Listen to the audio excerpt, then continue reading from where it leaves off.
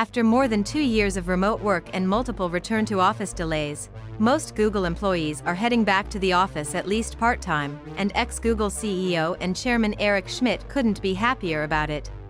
It's important that these people be at the office, in my view, Schmidt, 66, tells CNBC Make It, arguing that for decades, the in-office style has been proven effective.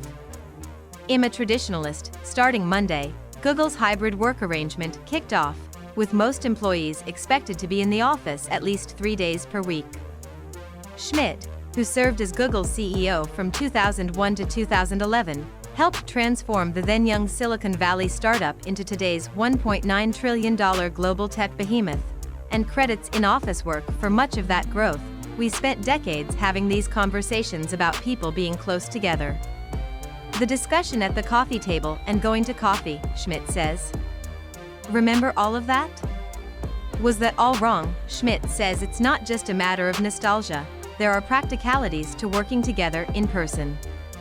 For example, he says that conversations about professionalism, which might be particularly necessary at companies full of young employees, are much harder to have virtually. When Schmidt started at Google, for example, the company had an awful lot of college students who were behaving as though the workplace was like college, he says. And I used to say to them, this is not college. This is a professional thing, you can't do that.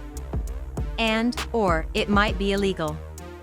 So please stop. Now, younger employees, particularly those between the ages of 25 and 35, can also use in-office settings to more effectively develop their management styles, Schmidt says. For him, that includes learning about meeting etiquette, presentation skills, workplace politics, and dealing with competitors, both internally and externally. In terms of their age, that's when they learn, he says. If you miss out on that, because you are sitting at home on the sofa while you're working, I don't know how you build great management. I honestly don't. There are exceptions, Schmidt notes. Some workers might have specialized roles that don't require a lot of in-person communication. Others might deeply dislike the office's social nature, and many probably aren't looking forward to reintegrating lengthy commutes into their schedules. Still, Schmidt says, a large-scale movement to permanently work remotely would deny at least 30 to 40 years of workplace experience. I think there is a lot of evidence that humans are social, he says. And that the current virtual tools are not the same as the informal networks that occur within a corporation.